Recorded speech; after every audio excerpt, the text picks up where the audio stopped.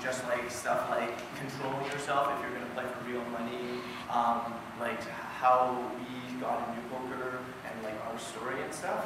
And at the very end, I'll give out prizes and we'll talk about some of the ending stuff.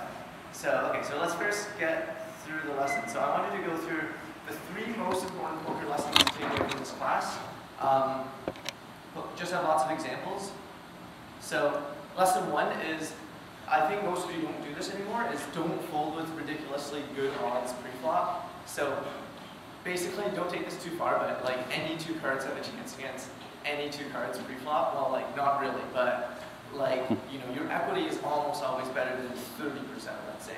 So, you know, if you're given like 3 to 1 odds, you should very, very rarely be folding pre-flop if it's all in, right? If it's not all in pre-flop, then sometimes you can fold with even 4 to 1 odds because of reverse implied odds, which I talked about how you're going to make poor decisions post-flop.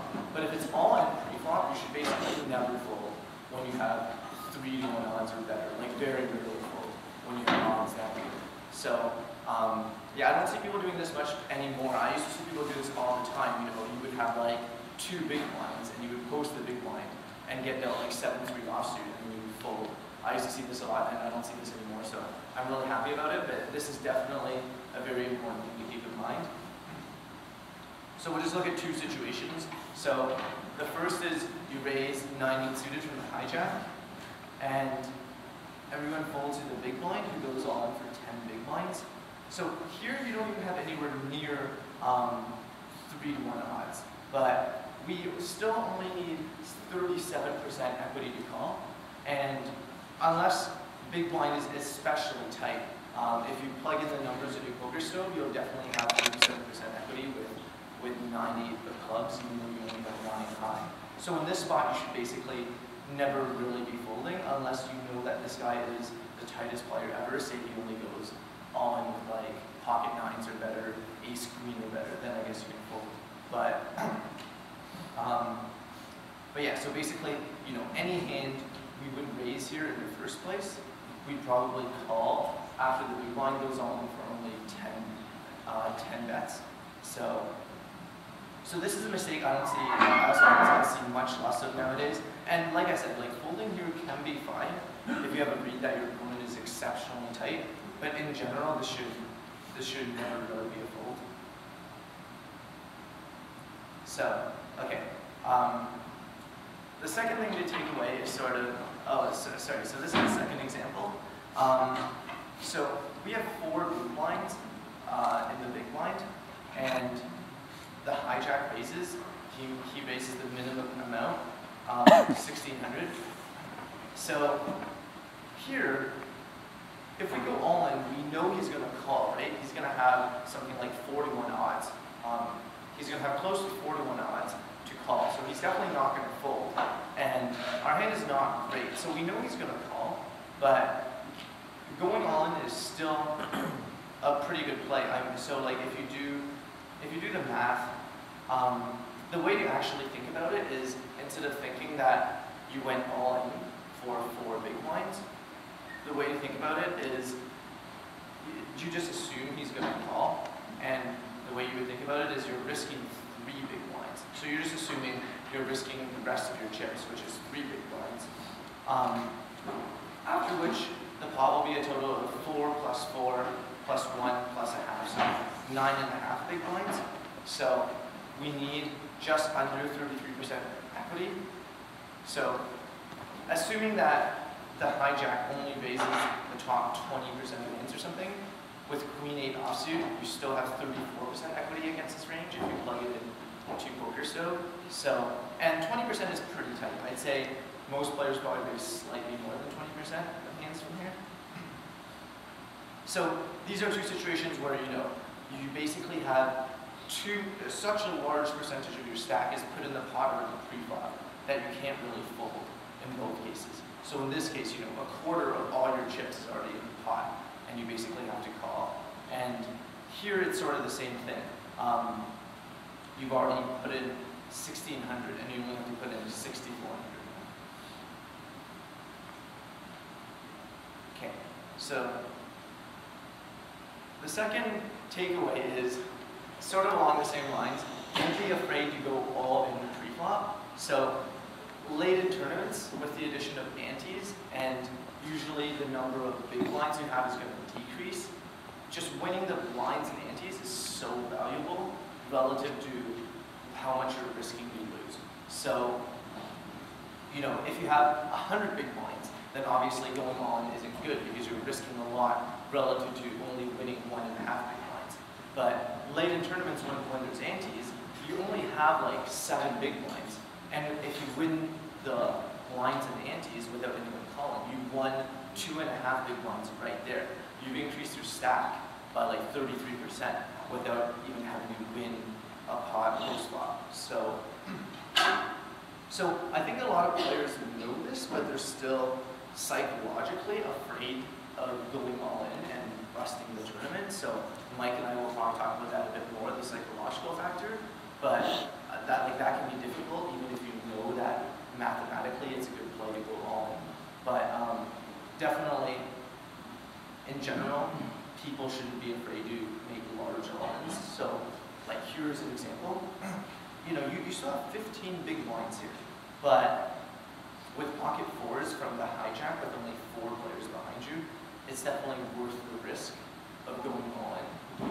And yeah, and as you can see, you still have a lot of big blinds here. You still have 15. But if you compare the amount you win, which is 2.5 big blinds, to the total number of big blinds you have, which is 15, that's still, you know, that's still a huge addition to your stack.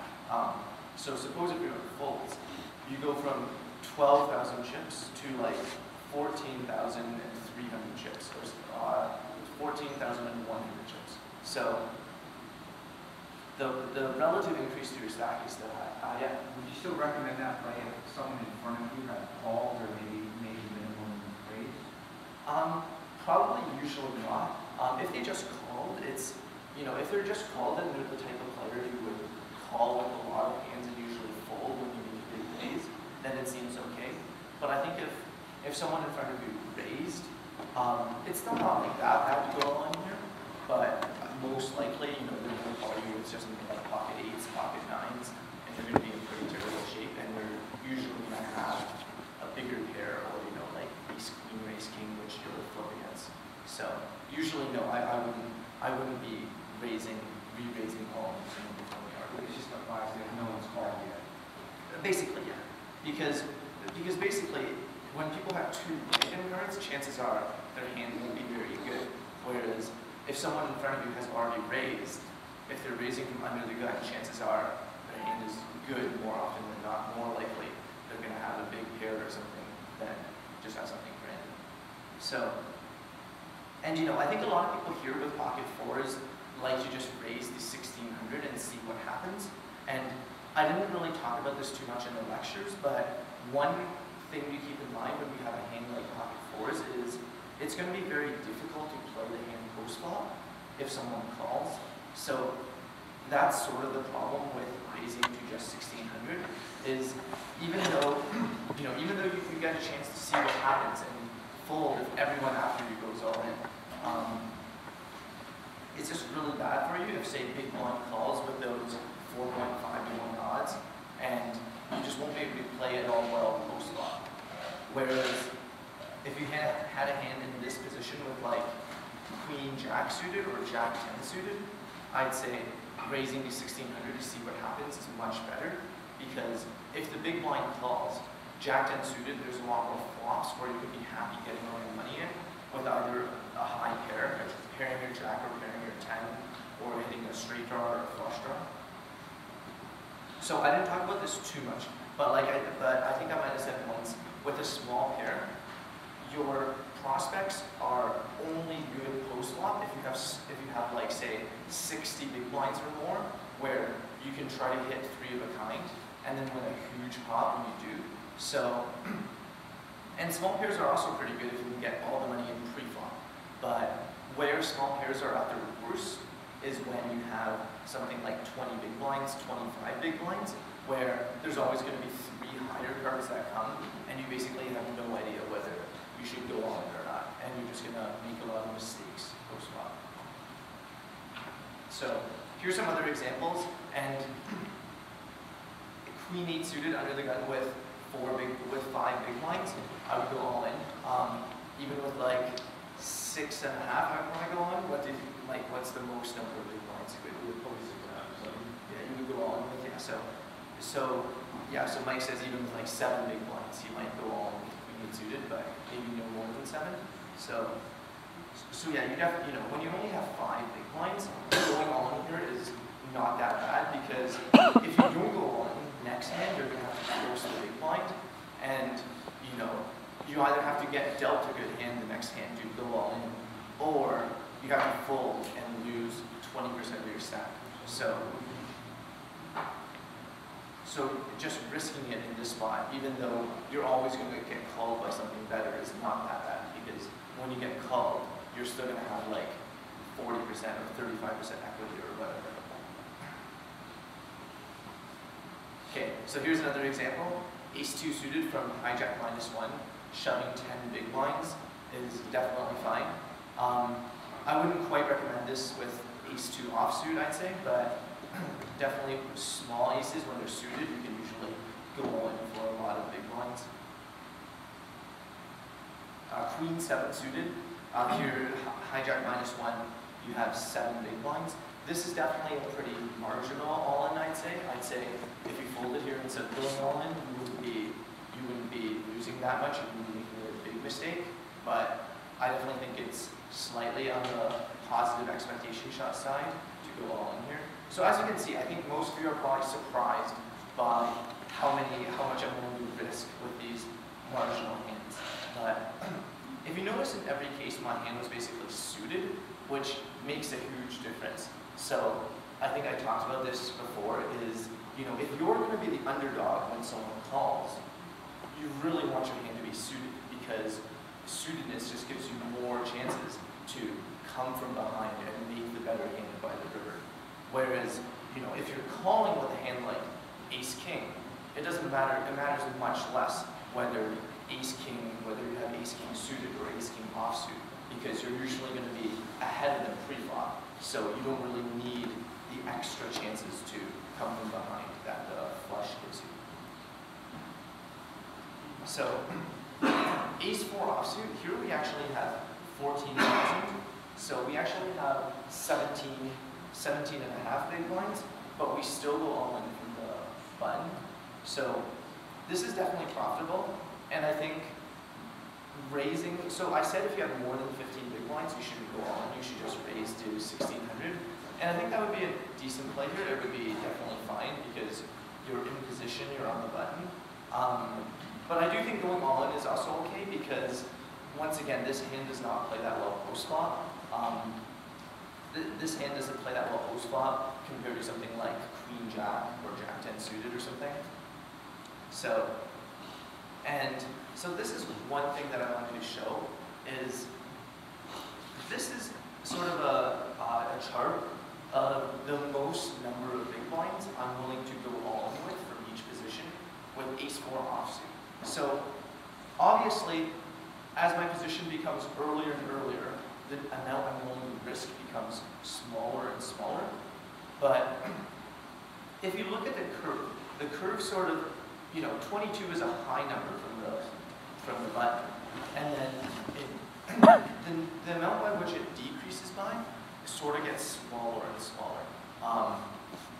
So it's sort of like, the way to sort of think about it is, when there's 2 players who can call you, you're dividing some number by 2. When there's 3 players who can call you, you're dividing some number by 3. When there's 4 players who can call you, you're dividing some number by 4. So the way in which this curve decreases, it sort of looks like the 1/x function, basically. So here's a similar hand where we have, I'm going to show you the curve again in a bit to compare with the curve for this hand. But here we have 7-6 suited on the button, and once again, I think raising to 1,600 is a totally reasonable play. But going all in is probably fine too, since with 7-6 suited, you don't really want to raise to 1,600 and let them call with 8-9 and make a really good shape against you. So this is the chart for 7-6 suited. So the most number of big blinds I'm going to be shoving the button is 19. And these numbers are approximate. Please don't quote me on them. But the point is, the rate at which it decreases is a lot slower. So this is some sort of push spotting. By push spotting, I mean going all in pre-flop.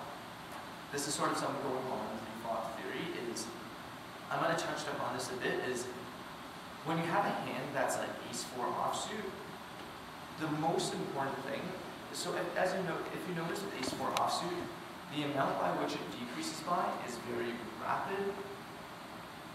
And so it starts off, you can go on for 22 big blinds from the button, whereas you can only go on for 7 from under the gun.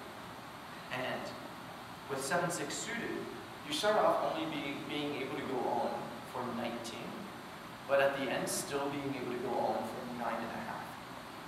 And the reason is because relatively with 7-6, with ace-4, you don't really care if they call you with something terrible, because if they call you with like king-9, you're ahead of king-9.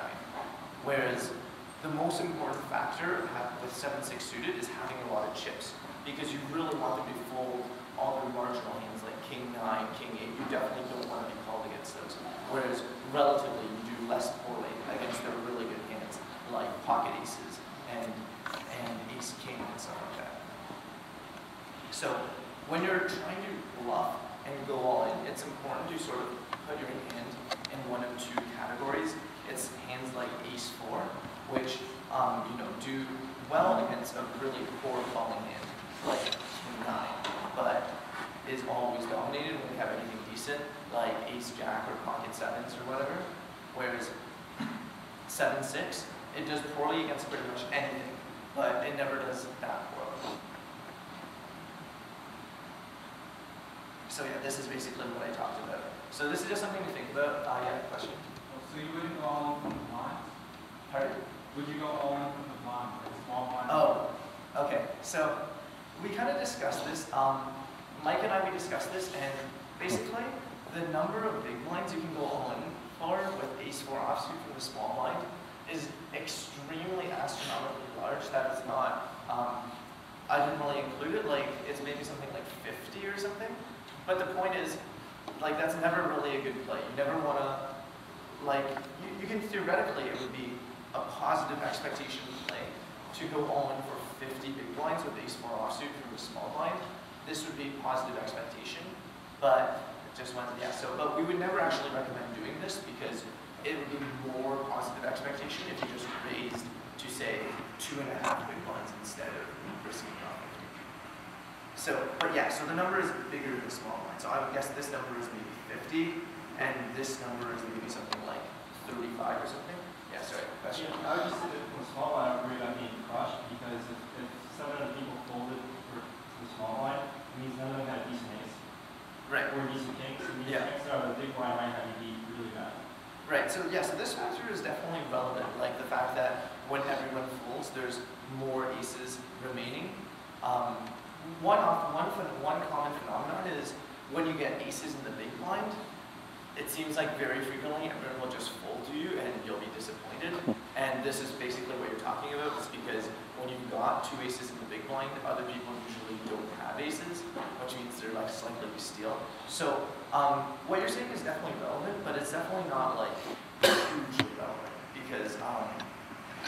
because like it's not, like it's possible for these guys to still fold an ace. This guy could have had ace-2, he could have had ace-3, and like it's not like all good hands that you have aces. Like pocket 7s is still a good hand, right? Pocket 8s is as good as say like ace-jack or something. So what you're saying is definitely a factor, but it's not really a large enough factor where I'm going to be afraid just because 7 people folded. It's not like it's guaranteed that the big blind has a good hand.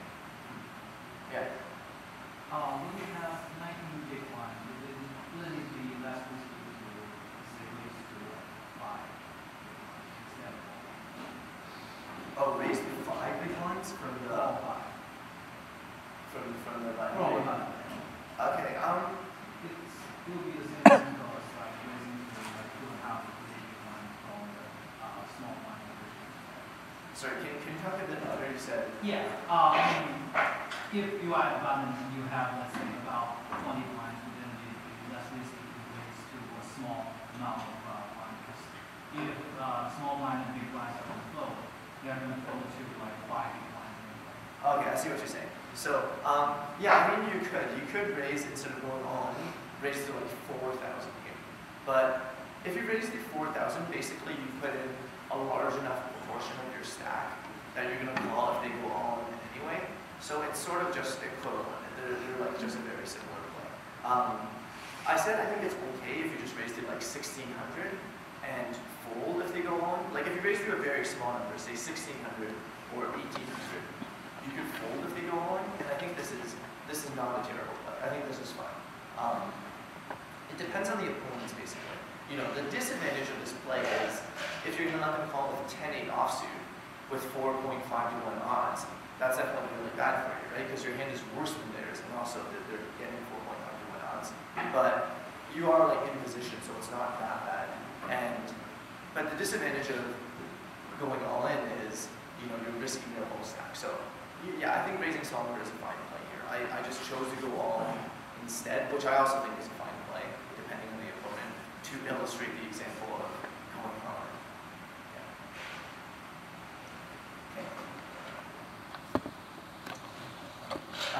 Yeah, okay, so the next couple of examples are kind of obvious, but you know, in spots like this where you have a good hand, there's no point to really do anything funny. Like, I still see some people calling in this spot, which is, you know, there's basically, you just give them a chance to hit a flop, whereas there's not really much purpose of just calling when you have such a good hand pre-flop that isn't good enough to like cheer for them to hit the flop. Like if you have pocket aces, maybe calling is okay just to try to get them to, you know, if you know that they're going to have a weak hand a lot, try to let them improve on the flop. But with a hand like ace-king, your hand is just definitely not that good, you know, because if they improve on the flop and hit a pair, then they're beating you. So, you know, so just go all in spots like this. There's nothing to be afraid of. What's the worst hand you go on? It depends on the player raising, so it depends on how much I think he's stealing. But in general, I'm pretty, I respect under the gun raises, so I would say something like pocket nines are better, ace queen and offsuit are better, usually something like that, and a bit more if, you know, like pocket eights against a lot of players, if he likes stealing a lot, even like ace jack, maybe ace jack suited against players who are able to steal a lot. So, same thing here, don't be afraid to defend against late position steals. So, you know, in this spot, just go all in. There's, again, not that much to be scared of. The cutoff is a big stack, and he's in a good position. He could be just trying to steal the blinds, and just defending against that, and your hand is pretty good with a small pair. You know, when he calls with like ace jack, you're still a 50-50, So once again, so all these are pretty obvious. You know, once again in this spot, you know, you have only 20 big blinds. You have a really good hand. Just go all in. I still see some people calling this spot, and there's basically no point. You should, when you have a good hand pre-flop, you should just go all in. And you know, you need to give yourself a chance to give your opponents. You need to give your opponents a chance to fold pre-flop because it's so good for you whenever your opponents fold pre-flop. Because you know, there's no point to let them see 3 cards for free when you can just have the chance of winning the pot without showing your opponent the 3 cards. So this type of play where there's a raise and a call is usually called a squeeze play, and it's usually a profitable situation because chances are one of them will fold. So basically, it's the same situation as one guy raising and you going all in, except for there's an extra 2,000 in the pot. So, I mean, yeah, there is more risk in this situation because there's 2 guys instead of 1 guy who could potentially have a really good hand. But in general, it's a good situation to be in because chances are one of them will fold, and at least one of them will fold, and there will be an extra 2,000 chips to win. Okay, so the third lesson and final lesson is don't get bored and play too many hands pre-flop. So I just show some examples where I think you should fold pre-flop. So this is a situation where it's sort of tempting to call, but I think calling is pretty terrible because like I said, with a small pair, you really need like 60 big blinds. You need a lot of big blinds to make up. You really need to be able to win a huge pot when you hit a 6 to make up for all the times you don't hit a 6 and probably just have to fold. So I said before that you hit a 6 about 7/8, about 1/8 of the time. And so you're only going to hit a 6 1/8 of the time. And it's very difficult to win the pot without hitting a 6. So you really need a huge number of chips to make up for just such the high percentage of hands you're going to lose the pot. And you just don't have enough big blinds here. Like you only have like 22 or something. So we just fold. Same thing here. There's no reason to play. I don't see this much anymore, so I think that's good. There's just no reason to try to steal blinds from under the gun with 10-7 suited when there's 8 players behind you. Especially when there's players like the small blind who have less than 10 big blinds. They're not going to be looking to fold a lot. They're going to be looking to gamble a lot, basically. So there's no need to do random stuff like this. Same thing here. The cutoff raises, and even though the cutoff's hand might not be that strong, our hand is not that strong, and there's not really any reason to call here and try to play post flop, especially when you don't have that many big blinds once again.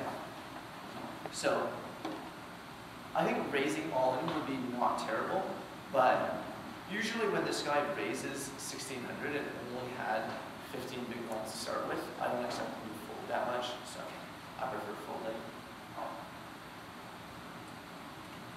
Okay, this is just another example. The under the gun raised, and here, even though our hand is pretty good, the under the gun range is just going to be very tight, unless you have a specific read on this player that his hand might not be that good. Usually you can expect him to have a pretty good hand and he's just going to be crushed when he calls. So usually the best play here is just to fold. Pretty much anything else, you just don't really have enough chips to do. So there's no reason to call and give away 1,800 real chips for not much reason where he could have pocket queens where even if you hit a jack, you're going to just lose all your chips. He has ace king. Just all of his hands beat, basically. You would call king queen suited there?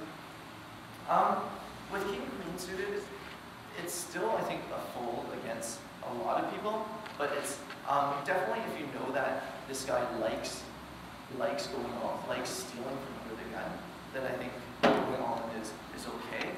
But in general, most people, when they're raising from under the gun, they know that they have to face 8 players, so they probably have a very good hand.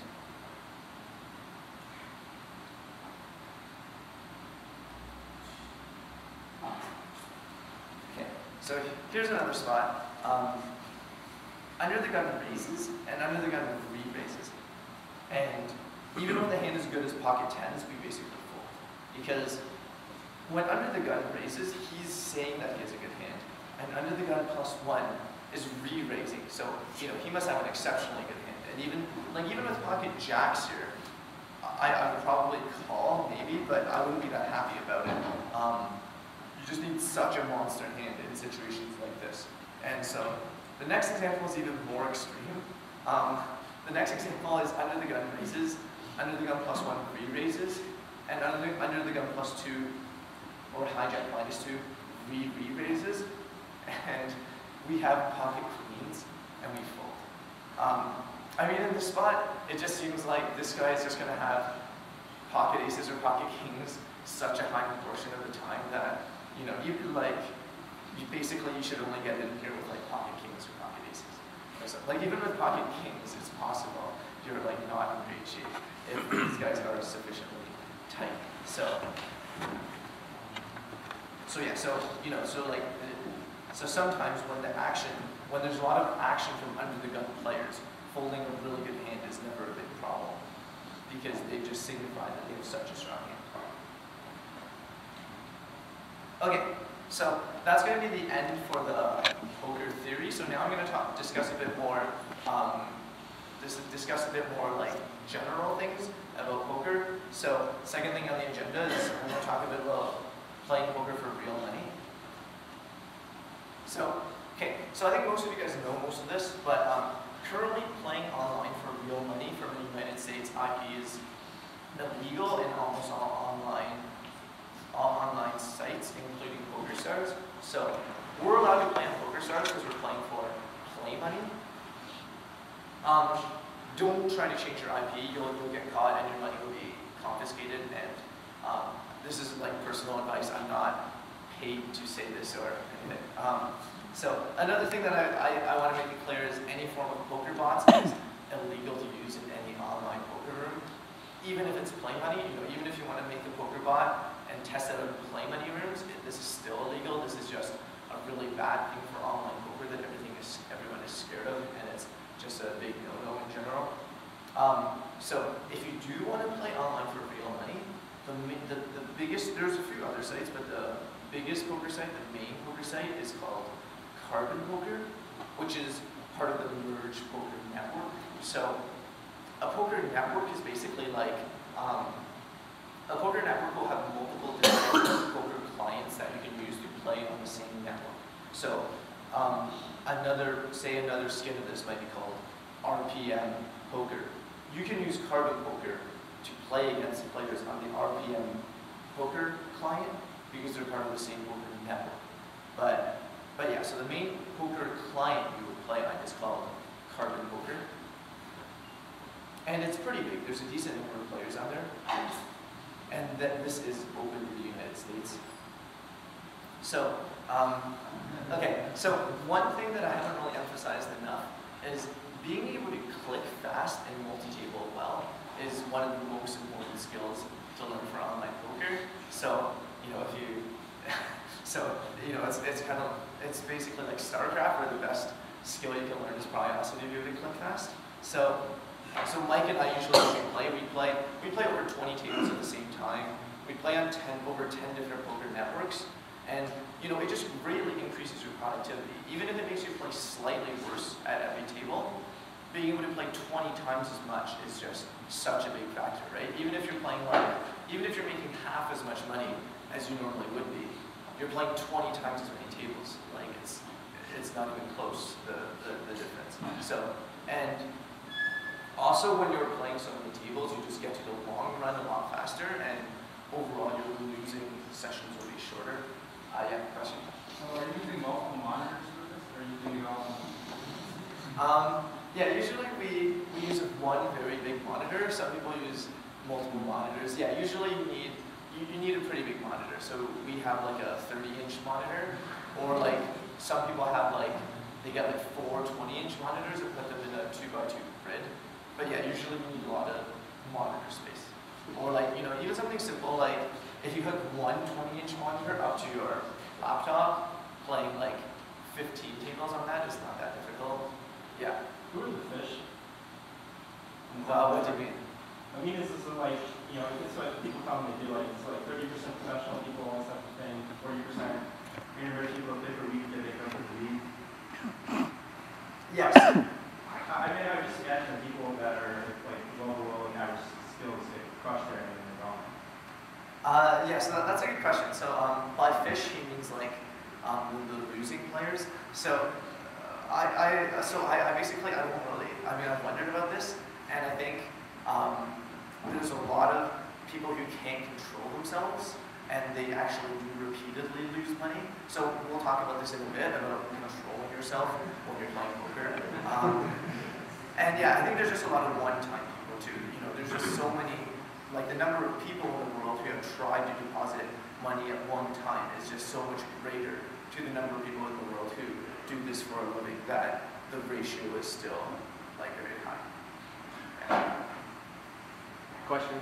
Yeah. I would imagine that if a bill passes Congress that legalizes poker in America again, that there's going to be a huge rush of people that are going to start playing again. So that's going to be the best opportunity to get in when you're the best of the best and playing against just a ton of people that won't be that good. Yeah, I think that could very likely be the case. Yeah, that's it. Is it likely that it's going to be legal in America again? I mean, it's a hard question to answer. I can't predict the future. I wish I could be able to, but Yeah, maybe you can ask us when Mike comes up. We'll talk about it a bit. I mean, it's really just an opinionated thing. Like, you know, I don't really like what I say. Basically, is just a complete guess. So, I mean, I'm overall pretty optimistic about it, but that's basically a complete guess. I don't really have any evidence to. Yeah. How would you estimate how good we are, like, in this class, top 10 in this class or top 15 in this class? You can tell the future because that's what I'm going to talk about in 10 minutes. 5 minutes. Okay, actually that's the next slide. Okay, so we wanted to talk a bit about bankroll management. So this is a rough estimate, and so after watching, we would estimate the skill level of the better players in the league to be comparable to the skill level of the winners at about $5 to $10 buy-in games. So, you know, $3 buy-in sit-and-goes. What sit-and-goes are? They're like mini tournaments. They're basically like one-table tournaments where there's, say, 9 players only in the tournament, one table only. So sit-and-go are like small tournaments. You know, $5 buy-in tournaments, let's say hundreds of players. 5 cent, 10 cent no limit, which is you buy in for $10, and the big blind is 10 cents and the small blind is 5 cents. So this is a rough estimate, but we would guess, you know, the better players in the class are probably comparable to the good players in these games. For the players who are maybe like average or slightly less than below average in the class, maybe, you know, take down the buy-ins by a bit, so like $1 buy-ins and goes and stuff like that. But this is a rough estimate. I mean, so the key thing here is looking at these numbers of how big your bankroll needs to be to play certain games. So this is just to emphasize the variance. So like the losing streaks and winning streaks you can have is much bigger than most people would expect. So let's say I wanted to play $3 buy-in sit-and-goes, which are 9-player tournaments. The recommended amount of money you should have to play this to not risk losing all your money is very high. It's like $150. You know, you need 50 buy-ins. You need 50 times the buy-in of $3 to play this without being scared of going broke. So that's 50 times, yeah, so it's 50 times $350. For tournaments, you need even more, because tournaments have more players, so there's way more variation in how long you'll lose for, how much you'll win.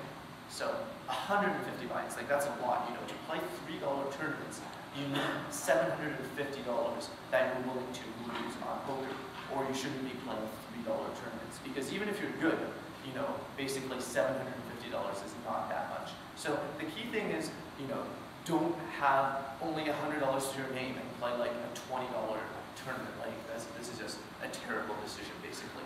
Like you should be playing like even a $1 tournament is like a huge wager for a $100 bankroll, basically. So we want to emphasize, you know, you really need to be willing to risk losing a lot of money relative to how much money you wager. Like if you're not willing to risk losing $500, then you can't reasonably expect yourself to play $5 buy-in tournaments, even if you're a good player. You just need to be willing to take some risk. It's just possible to get unlucky for a decent number of time.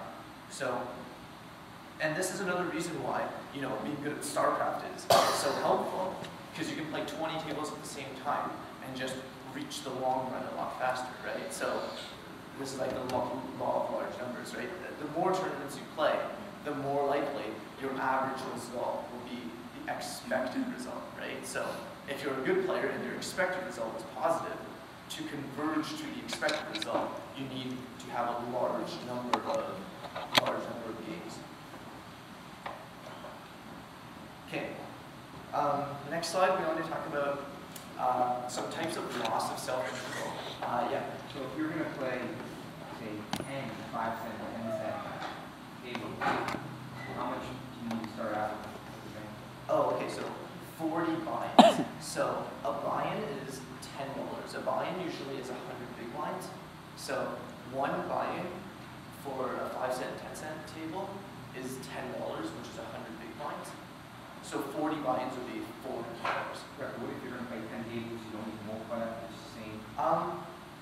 You would maybe want to increase it by a bit, but you don't need to increase it by that much because when you're playing 10 tables, it's not like the variance is not multiplied by 10, right? It's the variance is not like if you're playing one table of 10 times the stakes, then yes, the variance is multiplied by 10. The standard deviation is multiplied by 10. Yeah, I don't want to say something for the people who are mathematically sticklers. I think when I said multiply variance by 10, I meant multiply variance by 10 squared or something. I'm not sure if my math is correct, but yeah. How many people really knows $5 buying? I have no clue. I would guess less than 100.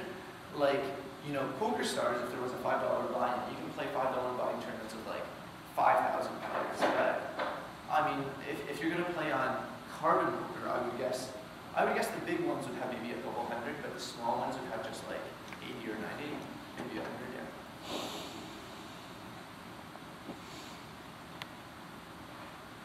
Okay, so these are the most common types of ways to lose self-control when you're playing poker. And I mean, I guess I don't really have any exact tips of how to avoid these, but these, if you keep them in mind, hopefully they'll affect you a lot less than they affect the average person. The biggest issue is playing stakes too high and overestimating your ability. Almost everyone overestimates their ability at poker and you know, tries to play stakes too high. And second one is while you're playing, after getting unlucky in the previous hand, playing the next hand poorly, you know, say like you get all in with aces against kings and you lose, and then the next hand you're just like, okay, whatever, I don't care, I'm gonna go all in with any two cards. This is like, you know, a lot of people have this mentality. Three is playing when you're tired to get so a lot of people, you know, they'll start playing and they'll be down like $50, and then they'll try to win back the money they lost, and the next thing you know, they lost like $200, and then, you know, they'll try to move up stakes to win back the 200, and the next thing you know, they lost like $1,000, and eventually they've lost all of their money. This is a really big problem, and something to be very careful of. You know, it's natural to want to win back the money you lost that day, but usually when you chase this, you're just going to start playing worse and worse, get more and more frustrated, and just lose all your money. The fourth one is being irrationally scared to go all in. Like, usually when you make it far in a big tournament, say in a 1,000-player tournament, you're in the final 30, right? That's a huge accomplishment. Usually people are irrationally scared to go all in. You know, you don't want to lose it, right? You made it to the final 30 of a 1,000-player tournament. Usually people will be more scared than they should be to go all in. So this is another type of control that's, you know, and this is like the opposite thing. You just have to be brave. You can't be irrationally scared to lose what you have. 5 is just playing poorly under pressure. You know, if you notice that you play way worse in real time than you do when you're analyzing hands with people, then you probably play poorly under pressure. So these are the types of loss of self-control you watch for. Okay, I'm not going to go through this. People ask for this, so I put together a books reading list. These are the books that Mike and I would recommend, basically. Yeah, so this is just the list. Some of them are here. Overall, books are a bit outdated, though, compared to online resources. And these are, in our, I guess, biased opinions, the best online resources, because we're both instructors at Card Runners. So we think Card Runners is the best paid resource, and 2plus2.com, which is a forum, is free and probably the best free resource. Mike is a regular poster on 2plus2, and lots of other good players are regular posters there. This is a summary of the poker tools that we've been using. So Poker Stove, equity calculator, I think everyone knows about that. Universal Replayer is the hand history replayer that I use to make the slides. And Holden Manager, so I haven't really talked about this one, but a couple of you have asked me questions about statistical software to take stats of how frequently your opponents are raising and folding and stuff. And such software is very useful indeed, as you can imagine.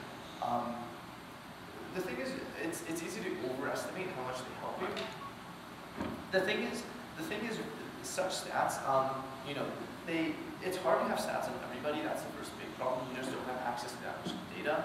And The second thing is, if you have to look at these numbers every time you play a hand, it greatly reduces the number of tables you can play. So, you know, the thing I said about poker equals StarCraft, you need to be able to play lots of tables and click fast. You know, this is why I don't recommend statistical software for players who are just beginning, because it's going to really slow down how many tables you can play if you have to read a bunch of stat numbers every single time you play a hand. So it's definitely very useful, but it's definitely not, and I wouldn't recommend it early on, because it's just not worth it, basically. And also the software is pretty expensive compared to these two, which are free.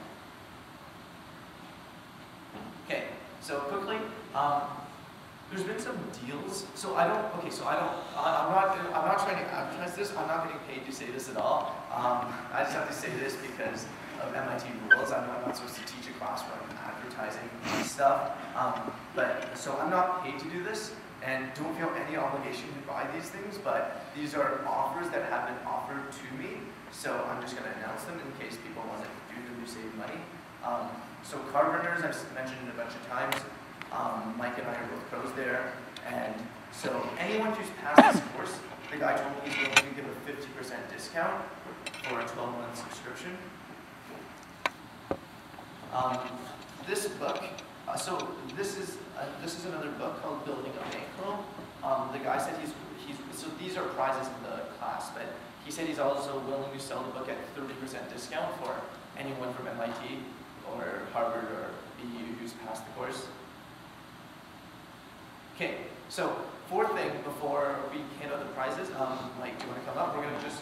People have asked about this, and we're going to talk a bit about our poker story. So once again, you know, I didn't want to teach a course and make this be like, oh, I'm so great, this is a course about myself. You know, I don't want to give this impression, but people ask me this, so we're going to talk about ourselves for 10 minutes, but don't get the impression that this was a course about ourselves. Okay, so. In 2004, Bill and I both got invited to this Canadian math camp that was held at a university in our town. And basically, some people there, they were having a poker game. Neither of us had played poker before, but they just introduced it to us, showed us the rules. I was 14, and Will was. I was 15. Okay, Will was 15, and we just learned the basics there. And then a couple months later, another friend of mine gave me some poker advice, and I started playing online sort of in the fall of 2004 when I think I turned 15 at that point. Things went pretty well for me throughout high school. The first year that I played, my goal was just sort of to have it turn into a part-time job where I can make as an alternative to working at McDonald's or something like that. And it went pretty well right from the start. And after about a year, we met a few really good players in our town who taught me a lot of the more high-level concepts, which I had taught to Will when we were bored in classes at school and stuff like that. I guess we'll talk a little bit about how we got into it. Yeah, so I guess we played together. We played together a lot during 2007, 2008, and you know, I was fortunate, even though I was in school the whole time, I was very fortunate to be part of such an awesome team. So there was Mike, along with a bunch of other guys in Waterloo who were very into poker, and you know, despite being in school, I felt like I was able to learn the game really quickly under the mentorship of Mike and everyone else. So we were just lucky to have a very strong team there. Yeah, it was definitely poker is one of those things where it's tough to learn entirely on your own, and it's valuable to either have people who are at a similar level to you or at a higher level than you, who you can discuss hands with, discuss strategy with. It's tough to do entirely on your own. One thing that happened that was kind of a funny story with Will. So Will, when he was 18, he had never played live poker before. He had played maybe one poker home game with me and some friends, and once he played in an underground small stakes cash game. But he registered for an online tournament that he thought was an ordinary $109 buy-in. But it turns out that the winner of that tournament got entry to go play a tournament in Paris, France, which he didn't realize. He thought he was just playing ordinary prizes. There is somewhat of a common mentality at the time, and this mentality has faded a little bit over the years, that to win a live poker tournament, live poker and online poker are completely different. People thought to win live poker tournaments, you need to be able to stare into someone's soul, understand what they're doing, and people thought that math was irrelevant. So Will went and played this tournament. He had no idea how to play live poker. He couldn't really like stack his chips properly. He couldn't do any of those like chip stacks. He like showed up late for a couple of the days, but even though he was like only 18 years old, playing like his first live poker tournament, he won the whole thing, which kind of gave a few people like, you know, those people who thought you need to stare at people's souls like a bit of a slap in the face and a reminder that, you know, strategy is a lot more important than like soul reading. So at that time, he was the youngest person to ever win a major poker tournament. Yeah, but I guess unfortunately for me, like 9 months later, Mike wins. So Mike is like 15 months younger than me or something, and so 9 months later, Mike wins a tournament in Germany, Dortmund, Germany, for twice as much as what I won. And he was also younger than me. So yeah, so it was really sweet, and like he was on like the homepage of like Google and Yahoo, I think. Yeah, he was definitely, you could see him everywhere, and he still holds this title to this day, right? Yeah. Yeah, he still holds this title to this day. You were like 18 and 4 or 5 months, so he's still the youngest player to win a major tournament title. Yeah, I guess by the end of 2008, I sort of, so you know, poker is in all ups, so it was very ups for us at the beginning. By the end of 2008, I had a period where I lost a sizable portion of all my money, you know, so these numbers are all pretty approximate. So I know this is inconsistent because it says I won this much money and this is how much money I have. It's because, you know, I didn't get all the money that I won because like people like Mike had a large portion of me. So, but anyways, so I started. So you know, you don't always do things don't always go well. So things weren't going well for me at the end of 2008. So I focused more on school. But things turned around in 2009, and you know, we were playing a lot again, like in 2007, and doing quite well online. At this point, Mike continues to travel the world and do well in all the live tournaments, and he becomes a pro in one of the major Full Tilt, which is one of the major online poker websites at the time. And you know, just overall, everyone knows who Mike is. He becomes like an ambassador for poker.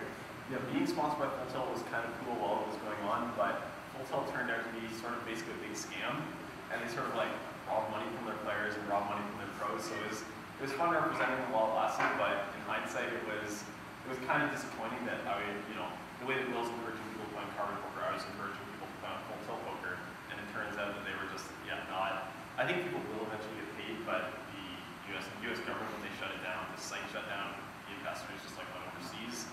So that was kind of disappointing. Yeah. So yeah, in April, this all happened in April 2011 this year. So before April 2011, PokerStars you could still play from the United States. Like Full Tilt was still running, and basically that was the big day, April 16th, 2011, and you know, online poker basically stopped together in the United States, and we basically couldn't play anymore. And a lot of people, you know, they have their money frozen, and yeah, so it was not a good day, I guess. Yeah, it's kind of, you know, it's kind of sucks because most of the professional poker players live in the States, and now a lot of people moved overseas, like tons of people moved to like Mexico or Canada or other places like that, and it just sort of seems crazy to me. In the United States, you moved down to Mexico opportunity. It seems kind of crazy. That's what happened for hundreds or thousands of people, but that's what's kind of happened to the online poker community.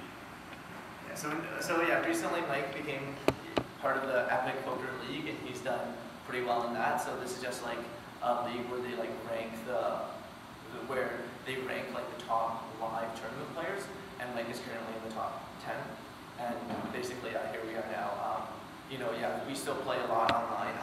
Mike plays still online. I play online when I go back to Canada, and so I'm from Canada. So when I go see my family, I would play. And yeah, so things are still going well enough, I guess. Still going pretty well, I guess. Yeah, so that's basically where we are now. So when you win that much money, how do you decide how much is in your bankroll and how much is like not? You know what I mean? Like, do you automate everything you win goes to like your bankroll or your like playing with, or do you like separate the two? You know what I mean? Yeah, I guess usually it's you sort of just think about what's the most amount of money you're willing to lose. I think that's a okay way to put it. You know, like say you win $400,000, you can say, okay, I'm gonna keep 300,000 and just put it in the bank, and the remaining 100,000 that'll be my bankroll, and you know I won't kill myself if I lose, obviously. Yeah, well, one of the most important things is sort of realizing that one huge tournament score isn't necessarily indicative of you being like a great poker player. Like our one friend who attended the last lecture here, he had made maybe $300 playing poker, and then played in an $11 tournament with 40,000 players and won the whole thing for like $30,000. And realistically, it's not as if that one day going from having $300 to $30,000, it's not as if he was 100 times the player and should be playing 100 times the stakes. So for someone like that, when you win such a substantial tournament, it makes sense to take, you know, even 90% or maybe more of that out of play, and maybe like double the stakes you're playing, but not, you certainly want to, even though your bankroll is increased by 10,000%, your skill level hasn't increased anywhere near 10,000%. So you need to you need to sort of look at everything in the big picture and realize, you know, he's still the same poker player, you know, the Monday after that happened is the Saturday before that happened, and things like that, you know, while it feels like a substantial change, you're still playing the same game you were a few days ago. Yeah. So like, even though we only brag about, you know, we brag about our big like scores, the big amounts of money we won, but really like the bulk of our playing and the bulk of our bankroll comes from all the little amounts of money that you've won instead of, you know, these one-time things. And like, yeah, so you shouldn't be like centering your poker career on, like, it's not like if you get a one-time thing and then suddenly, you know, you're a good player. Exactly. Like I said, yeah. So, say you're successful for a long period of time, your net worth goes to mid 7 figures, 8 figures. Do you ever foresee, like, so you'll never go broke because of the way you manage your money when you reach a certain amount of net worth levels like that? A certain amount of net worth is something like, you know, $10 million, $20 million. Do you have a different mindset on asset manipulation? Like, so when you start doing things like a hedge fund, or you your best investment? What's sort of the mentality of approach that? Yeah, no, that's a good question. There's definitely in poker there's like a huge factor of diminishing returns to scale. Like I would say even beyond having like 100 or a couple hundred thousand, like it's much it's fairly quick that, you know, doubling your money, like when you double your money you can't double your profitability. Like there are incredibly high stakes poker games that go on in Macau outside of Hong Kong. Like people think the biggest winners in the poker world are guys that no one's ever heard of who just play these games where you buy in like $10 million and play against like these Hong Kong investors, and like no one knows who wins, no one knows who loses. So there's a point where someone could do that if they wanted to, like, you know, try to run it up to like $1 billion or something. But to my knowledge, no one has done this. And within the like ordinary poker community of playing online or playing in North America, beyond that point, a couple hundred thousand or a couple million, there's very diminishing returns to scale. Like if you look at the few guys who made 10 million, like if they were to have, you know, 50,000, they might be able to turn that into 500,000 a year, 10x their net worth. If they have 10 million, they might turn that into 11 million a year or something. Like they really don't have, the stakes are high enough, at least in North America, where you can keep having any rate of exponential growth beyond the point. Yeah. What are your thoughts for people that have been playing for a while and pretty good in terms of playing tournaments live versus playing cash live? Which is like better?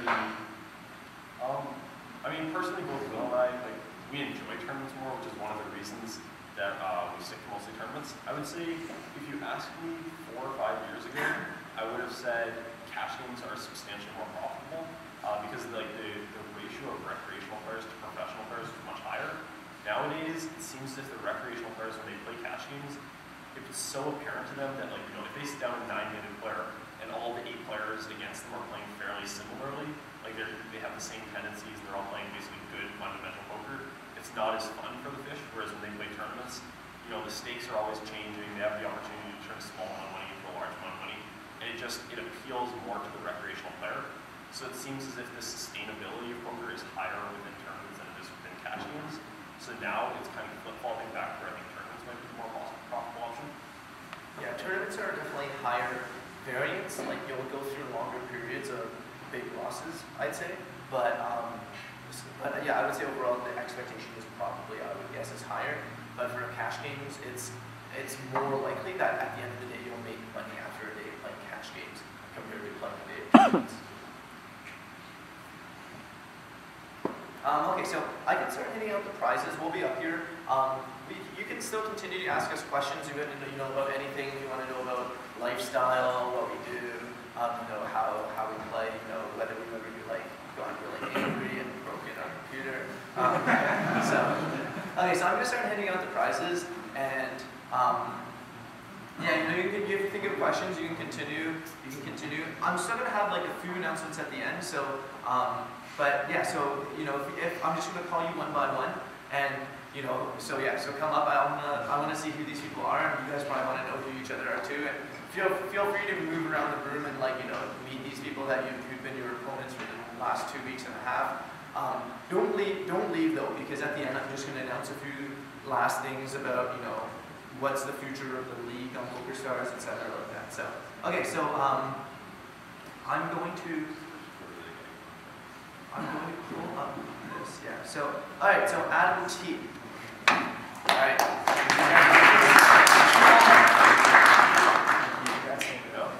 Okay, what do you want? We'll take the coaching from Tom Marchese.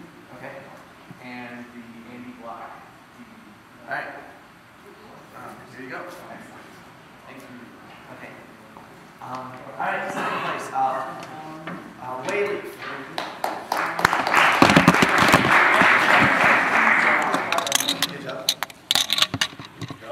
You want the 6-month card runners?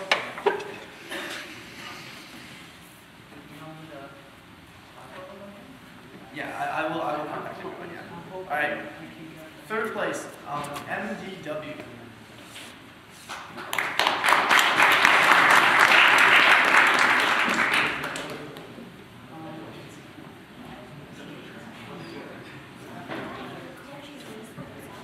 Okay, cool, yeah, got it. Okay. one or two, I think. Fourth place, Malachi,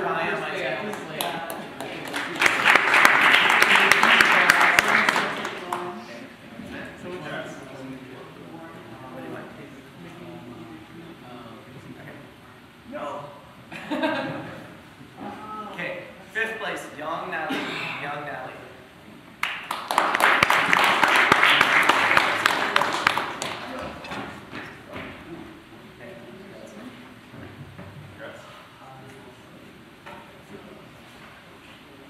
Okay, cool.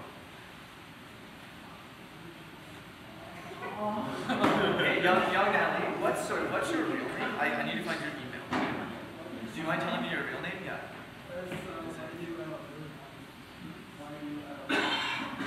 YUL? Okay, I guess all the coaching as well. Those went faster than I would have expected. Okay. All right, sixth place, John R. MIT.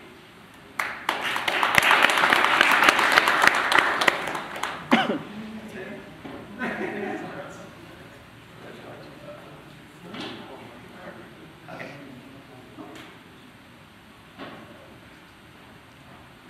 All right, seventh place, Get Whipped. Get Whipped.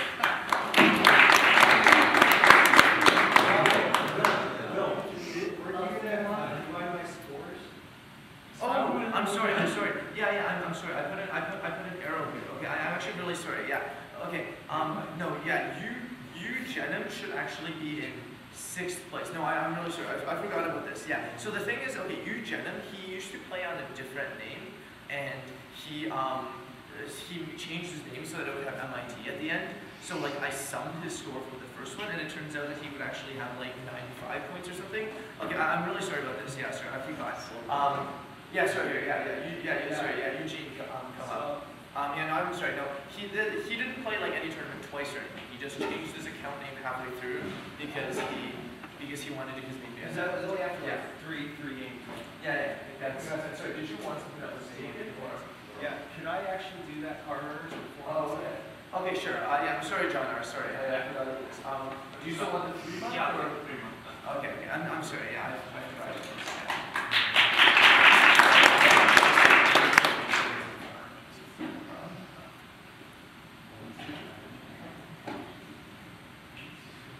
Okay, so we're at 9th place, Yuda.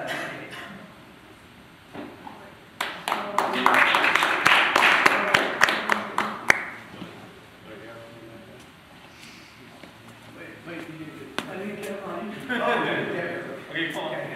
Okay, sorry. I'll take veneer. You'll take the. Veneer.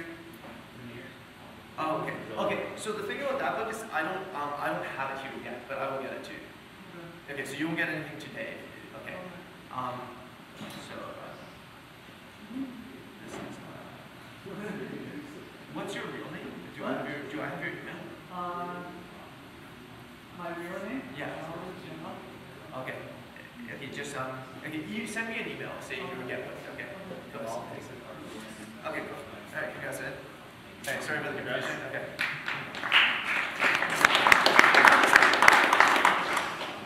There's two 2-month card runner subscriptions, just so you know. Okay. 10th place, Morty2015.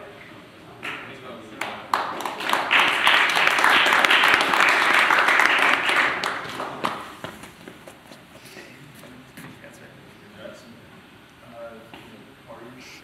Okay. All right, Caleb C.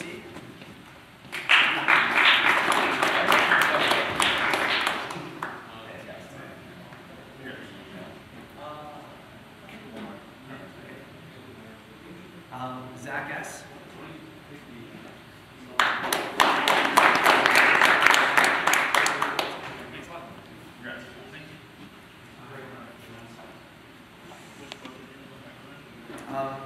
So these are the ones up here. You can flip through if you want. Okay. There's also there's also another one by Rubier that isn't here yet, but so you guys will be comments. Okay, Iltak.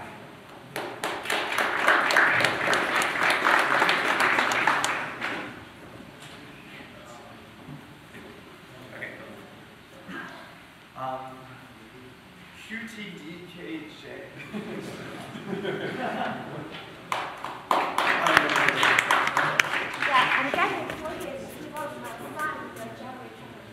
Okay, I don't have that yet. No, sorry, that's this one.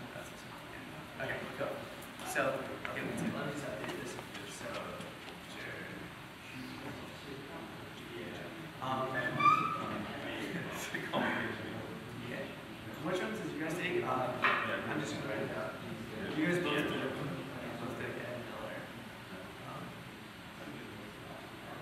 Okay, Jung Lee. Jung Lee, is Jung Lee not here? Okay, yeah, she said you can take, sure, that's fine, yeah. Okay, Kevin C.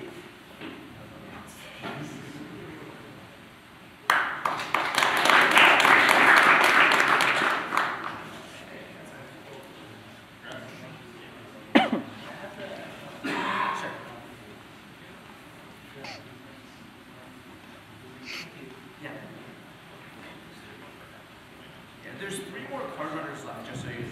I don't know if you were aware. Everyone was aware, right? No one wants to change what they got to the card runner. There's still 3 card runner subscriptions left, in case it wasn't clear. Okay, David F. I think I saw him. Oh, you're there. Okay. So, is it no more card runner? No, there's still 3 1-month card runners. Okay. Okay, J1. Okay. Andrew J.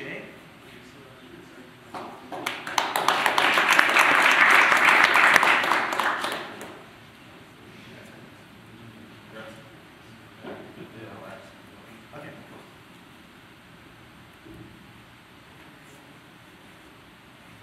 Okay, REO.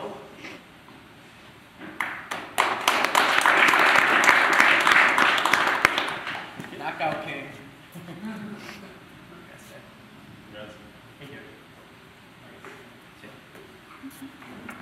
Okay, so now there should be 4 prizes left. There's 1 card runners, 2 Vernier books, and yeah, so 1 card runners and 2 Vernier books.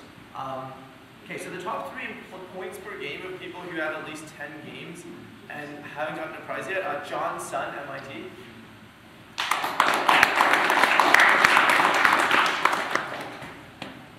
I'll take the card.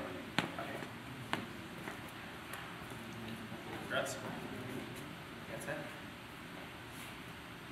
Okay, so I guess the two remaining people, assuming you want them, you got the earn your books, is Adrian MIT here? He's not here, but he's not going to take his prize. He'll take his prize. Okay. Okay, cool. Okay, and Elliot S? Alright.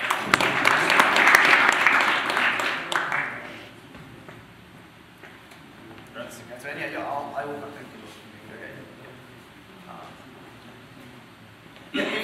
If you don't hear from me for a while, please send me an email, because the thing is, it's possible I don't have someone's email. So like, if your name on the PokerStars is obvious, then I can look up your email in the class list.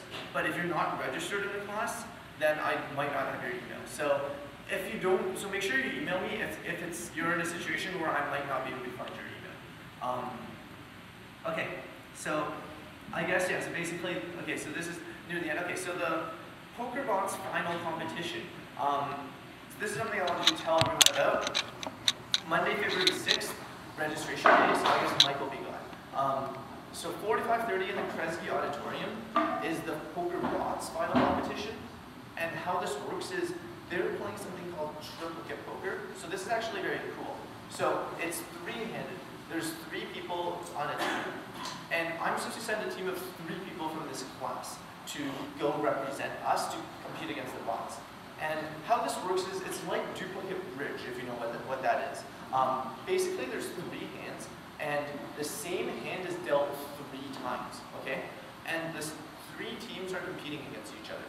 So every other team is made up by robots. We're the only team with 3 actual people. And one of you will play the button. One of you will play the exact same hand from the small blind, and one of you will play from the exact same hand from the big blind. And you know, there will be lots of like Wall Street companies there giving up stuff. It'll be a big event. It's in Kresge Auditorium. There will be tons of people, a bunch of reporters there. So you know, I encourage all of you to go watch, cheer on our team. So the team I've selected, assuming everyone can go, is I just chose the top 3 in points. So Mandy, are you able to go on Monday? Okay, because if you're not, I'm gonna ask the 4th place person right now. So you're good with. I know Adam and Wei Leaf have already told me. So you're good with going? Okay, cool. Okay, so yeah, so I hope you guys go. Everyone else is welcome to come too. You know, you get free swag. Cheer on our team. I'm hoping you guys kick the robots' asses. But I heard some of the robots are pretty good. I heard some of the robots are very scary, but we'll see what happens.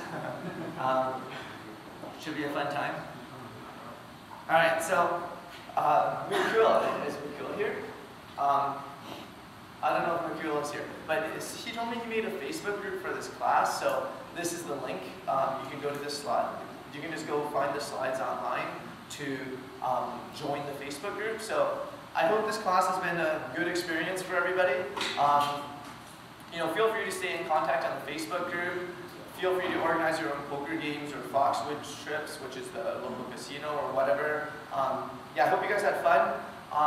As far as the future of the PokerStars Home Games League, I'm not going to have my games running regularly. If a bunch of you guys want to have some fun games on there, I can make one of you an admin and then you can create your own games. I guess a bunch of you can email me, but I would guess most of you probably want to move on from playing play money home games at this point, so I'm not going to by default have games running, but I'm happy to grant admin status to people who want to be able to make some games and play for fun. And so yeah, so I really enjoy teaching all of you, and yeah, so Dimitri Bertsimis is the professor who made this course possible, so I'd like to thank him as well, and obviously thank Mike for coming down. And yeah, this has definitely been one of the best experiences of my poker career or my academic career. And next year, I don't know where I'll be during IAP, but if I'm around, I'll definitely be down to do this again. Okay, thank you very much, guys.